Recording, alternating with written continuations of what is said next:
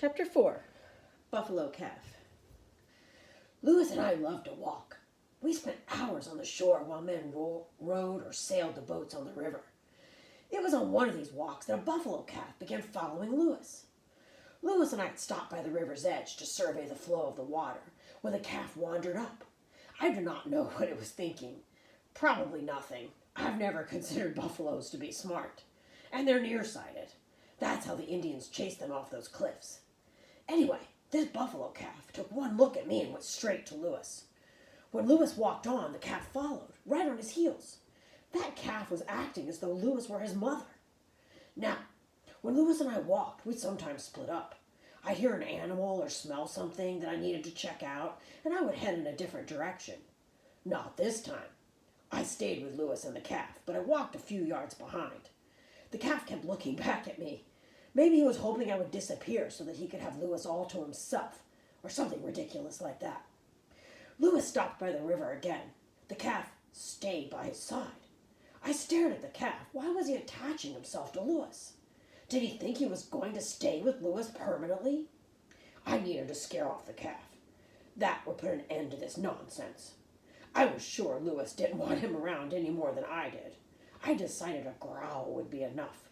After all, this was just a calf. Of course, buffaloes are stubborn. If I needed to, I could throw my paws into the air and play the part of bear dog. That would work. I took a deep breath in and I started a low growl. It was not my most vicious growl, just a low, constant rumble to let that calf know he wasn't welcome.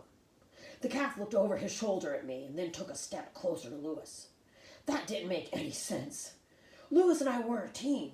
Moving close to Lewis was like moving close to me. Next, Lewis did something that surprised me. He reached out his hand and placed it on the calf's head. The same way he put his hand on my head sometimes. That was the last thing I had expected. Could it be that Lewis wanted the calf to stay with us? What was Lewis thinking? "Where's your mother?"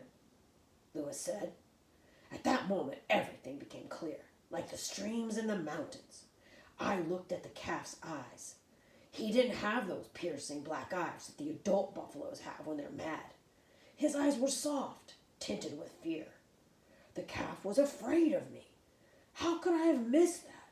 The calf reeked of fear. He was twice my size, but he was frightened nonetheless. I backed away. Lewis scratched the calf's ears, and I was touched by the gentle way Lewis handled him. It reminded me of the way Lewis handled a sick Hidatsa Indian boy one winter. The boy's mother had brought him to Lewis for treatment, and the boy was very frightened. I could smell it. Lewis treated him gently, and the boy's fear left. Lewis turned and started back toward the boat, the buffalo calf close at his heels. I followed, keeping my distance so as to not scare the calf. When we arrived at the boat, Lewis and I got in. The calf watched us from the shore as we pulled away. Suddenly, it all seemed very funny to me. Imagine a buffalo calf thinking it could be part of our lives. How in the world would he get in and out of the boat? I thought about the ridiculous sight. It's times like that when I wish I could laugh. I wagged my tail. Now, when I think back on the whole situation, I guess I was jealous. I see that in young dogs. A new puppy comes along, all playful and cunning, and everyone pats it and plays with it. Then the big dogs jump all over themselves trying to get notice. Well, I didn't jump all over myself, but I suppose that if it had gone much farther, I might have. My feelings for Lewis have always run strong.